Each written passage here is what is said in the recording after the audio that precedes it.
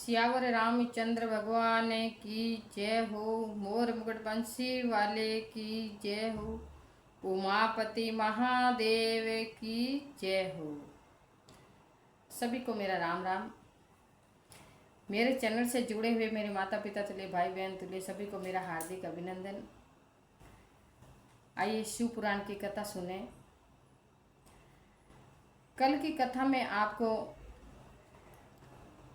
केदारेश्वर शिवलिंग की स्थापना की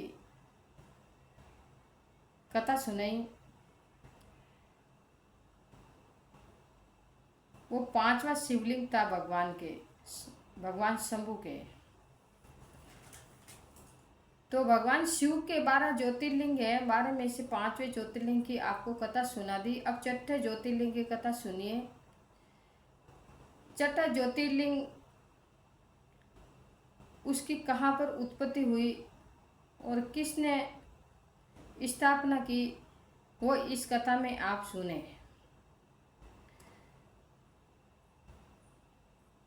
तो सौनकादिक ऋषि बोलते हैं, सूत जी बोलते हैं कि हे सौनकादिक ऋषि, हे ब्राह्मणों, अब मैं भीमा शंकर नामक ज्योतिर्लिंग का महत्व कहूँगा। काम रूप देश में लोक हितकारी कामना से साक्षात भगवान शंकर ज्योतिर्लिंग रूप में से अवतीर्ण हुए थे। उनका वह स्वरूप कल्याण और सुख का आश्रय है। हे ब्राह्मणों, पूर्व काल में एक महापराक्रमी राक्षस हुआ था जिसका नाम भीम था। वह सदा धर्म का विध्वंस करता और समस्त प्राणियों को दुख देता था। वह महाबली राक्षस कुंभकर्ण के वीर्य से और कर्कटी के गर्भ से उत्पन्न हुआ था। तो सूत जी सौनकादिक ऋषियों से कथा सुनाते हैं कि हे ऋषियों, हे ब्राह्मणों, मैंने आपको पहले केदारेश्वर की कथा सुनाई। वो 5वां शिवलिंग था, ये छठे शिवलिंग है। और इस शिवलिंग की स्थापना कैसे हुई, तो एक काम रूप देश थे। उस देश में एक भीम नाम राक्षस था। वो बहुत ही पराक्रमी और बलवान था और उसकी माँ का नाम था कर्कटी। कर्कटी के साथ वो रहता था। दोनों माँ और बेटे अपने ही स्थान पर रहते थे और वो बड़ा ही पराक्रमी और भयंकर राक्षस था। ऋषियों और देवताओं को बड़ा ही दुख देता था। उसका नाम था भीम। वह सदा अधर्म का विध्वंस करता और समस्त प्राणियों को दुख देता था। वह महाबली राक्षस कुंभकर्ण के वीर्य और कर्कटी के गर्भ से उत्पन्न हुआ था।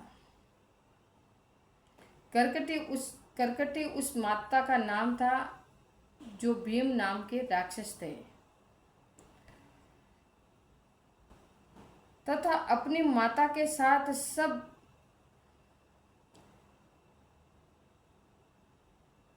एक पर्वत थे।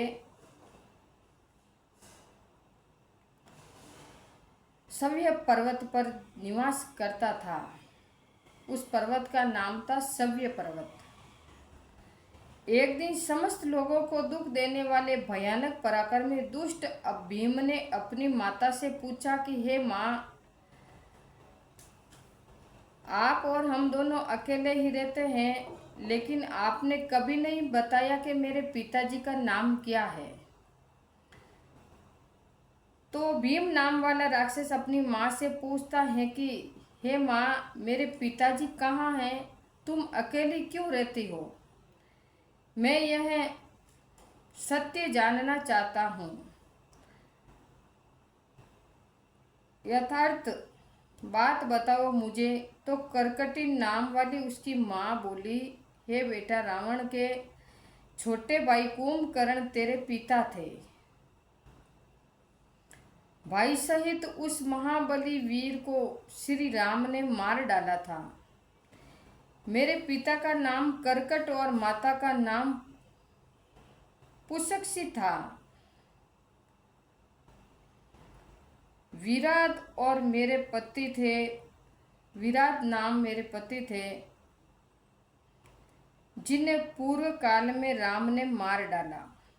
अपने प्रिय स्वामी के मारे जाने पर मैं अपने माता पिता के पास रहती थी। एक दिन मेरे माता पिता अक्षत्य मुनि के शिष्य सूतिशृण को अपना आहार बनाने के लिए गए थे।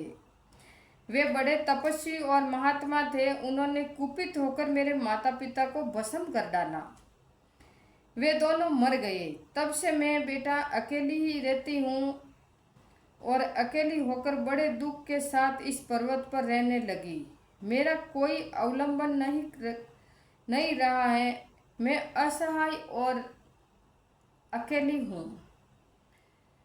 मैं असहाय दुख से आतुर होकर यहाँ निवास करती थी। इसी समय महान बल पराक्रम से संपन्न राक्षस कुंभकर्ण, जो रावण के छोटे भाई थे, और वो यहाँ आए। उन्होंने बलात् मेरे साथ समागम किया था। फिर वे मुझे छोड़कर लंका को चले गए। तत्पश्चात तुम्हारा जन्म हुआ। हे बेटा, तेरे पिताजी थे, उसका नाम था कुंभकर्ण। उसने मेरे साथ कुकर्म किए और करके वो चले गए। उसके पश्चात उसके वीर्य से तुम मेरे गर्भ में जन्म लिए और इसी तरह तेरा जन्म हुआ। तुम भी पिता के समान ही महाबलवान और पराक्रमी हो। अब मैं तुम्हारा ही सहारा लेकर यहाँ काल शैप में रहती हूँ। तो सूत जी कहते हैं कि हे शौनकादिक ऋषियों, हे ब्राह्मणों, करकटी की यह बात सुनकर भयानक पराक्रमी भीम कुपित होकर यह विचार करने लगा कि मैं विष्णु के साथ कैसा बर्ताव करूं। इन्होंने मेरे पिताजी को मार डाला। मेरे नाना नानी भी उसके भक्त के हाथ से मारे गए। विराट को भी इन्होंने ही मार डाला और इसी प्रकार मुझे भी दुख दिया। यदि मैं अपने पिता का पुत्र हूँ तो श्री हरि को अवश्य की पीड़ा दूंगा। ऐसा निश्चय करके भीम महान तप करने के लिए चला गया। उन्होंने ब्रह्मा जी की प्रसन्नता के लिए 1000 वर्षों तक महान तप किया। तपस्या के साथ साथ वह मन ही मन इष्ट देव का ध्यान किया करता था। तब लोग पितामह ब्रह्मा उसे वर देने के लिए गए और इसी प्रकार ब्रह्मा जी बोले। ब्रह्मा जी ने कहा, हे भीम, मैं तुम पर बहुत प्रसन्न हूँ। तुम्हारी जो इच्छा हो उसके अनुसार मुझसे वर मांगो। तो ब्रह्मा जी कहने लगे उस भीम नाम राक्षस से कि मैं तेरे ऊपर बहुत ही प्रसन्न हूँ और तुम वर मांगो।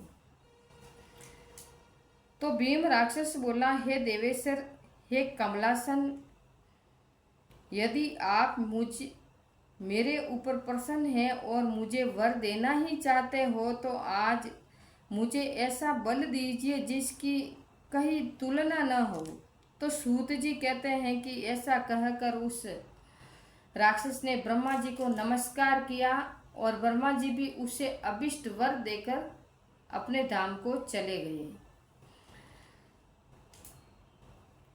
ब्रह्मा जी से अत्यंत बल पाकर राक्षस अपने घर आया और अपनी माता को प्रणाम करके शीघ्रता पूर्वक बड़े गर्व से बोला कि हे माँ, अब तुम मेरा बल देखो।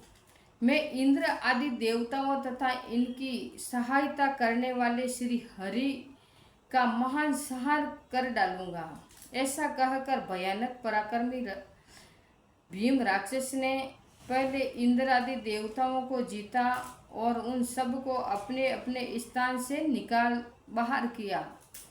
तदनंतर देवताओं की प्रार्थना से उनका पक्ष लेने वाले श्री हरि को भी उसने युद्ध में हरा दिया। फिर प्रसन्नता पूर्वक पृथ्वी को जीतना आरंभ किया। इसी से पहले वह काम रूप देश के राजा शुद्ध सिंह को जीतने के लिए गया। वहां राजा के साथ उसका भयंकर युद्ध हुआ। दुष्ट असुर भीम ने ब्रह्मा जी के दिए हुए वर के प्रभाव से शिव के आश्रित रहने वाले महावीर महाराज शुद्ध सिंह को परास्त कर दिया और सब सामग्रियों सहित उनका राज्य तथा सर्वस्व अपने अधिकार में कर लिया। भगवान शिव के प्रिय भक्त धर्म प्रेमी परम धर्मात्मा राजा को भी उसने कैद कर लिया और उनके पैरों में बेड़ी डालकर उन्हें एकांत स्थान में बंद कर दिया। वहां उन्होंने भगवान की प्रीति के साथ लिए शिव की उत्तम पार्थिव मूर्ति बनाकर उन्हीं का भजन पूजन आरंभ कर दिया। उन्होंने बारंबार गंगा जी की स्तुति की और मानसिक स्नान आदि करके पार्थिव पूजन की विधि से शंकर जी की पूजा संपन्न की। विधि पूर्वक भगवान शिव का ध्यान करके वे प्रणव मुक्त पंचाक्षर मंत्र से ओम नमः शिवाय का जप करने लगे। अब उन्हें दूसरा कोई काम करने के लिए अवकाश ही नहीं मिलता। उन दिनों उनकी साध्वी पत्नी रजोवल्लभा दक्षिणा प्रेम पूर्वक पार्थिव पूजन किया करती थी। वे दंपति अनन्य भाव से भक्तों का कल्याण करने वाले भगवान शंकर का भजन करते और प्रतिदिन उन्हीं की आराधना में तत्पर रहते थे। इधर वह राक्षस वर के अभिमान से मोहित हो यज्ञ कर्म आदि सब धर्मों का लोप करने लगा और सबसे कहने लगा कि तुम लोग सब कुछ मुझे ही दे दो। महर्षियों दुरात्मा राक्षसों की बहुत बड़ी सेना साथ ले उसने सारी पृथ्वी को अपने वश में कर लिया। वह वेदों शास्त्रों स्मृतियों और पुराणों में बताए हुए धर्म का लोप करके शक्तिशाली होने के कारण सबका स्वयं ही उपभोग करने लगा।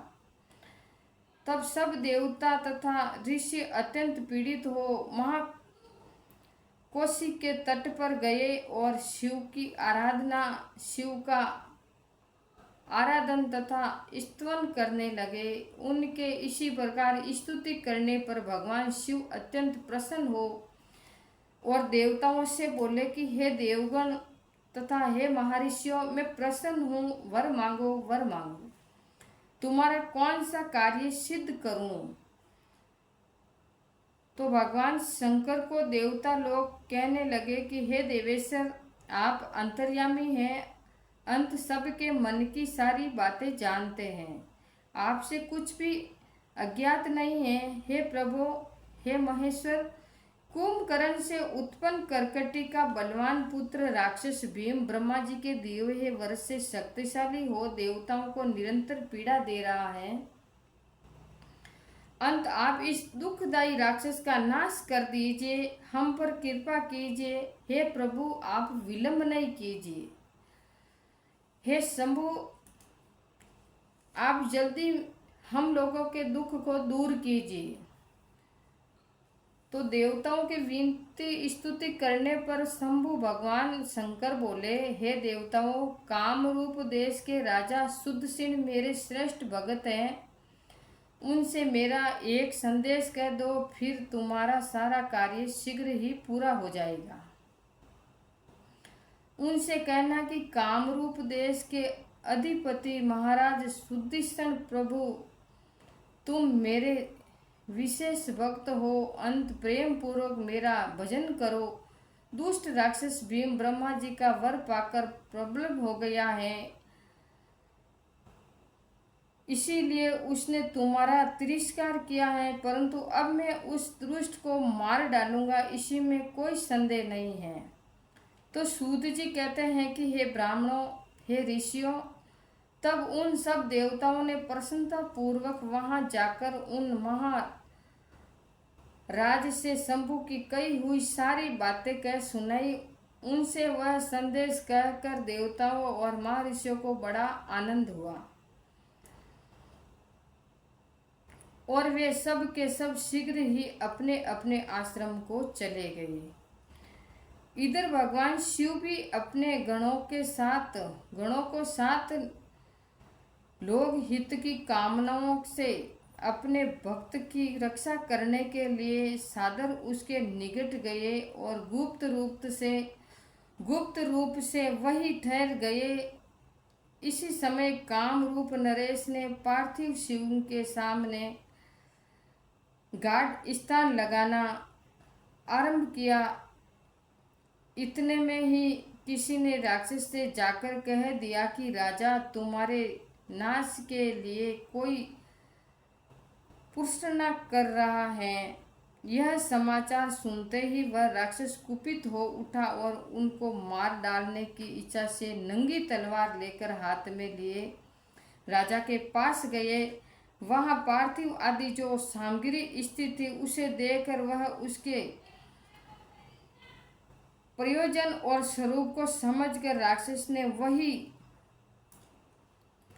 माना कि राजा मेरे लिए कुछ कर रहा है। अंत वह सब सामग्रियों सहित इसी नरेश को मैं बलपूर्वक अभी नष्ट कर देता हूँ। ऐसा विचार कर उस महाक्रोधी राक्षस ने राजा को बहुत डांटा और पूछा, क्या कर रहे हो? भीम नाम का राक्षस है जो भगवान शिव की पूजा कर रहा था। राजा उस राजा को जाकर के डांटने लगा कि क्या कर रहे हो। राजा ने भगवान शंकर पर रक्षा का भार सौंपकर कहा कि मैं चराचर जगत के स्वामी भगवान शिव का पूजन कर रहा हूँ।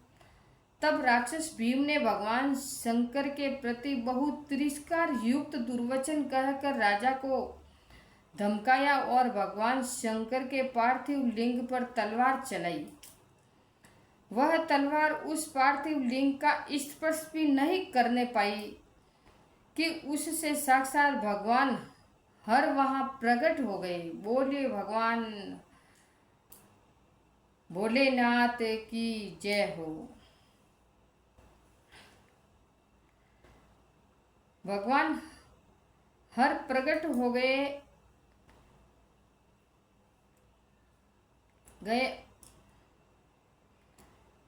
और बोले, देखो मैं भीमेश्वर हूँ और अपने भक्त की रक्षा के लिए प्रकट हुआ हूँ। देखो भगवान हर प्रकट हुए और उस राक्षस से बोले कि देखो मैं भीमेश्वर हूँ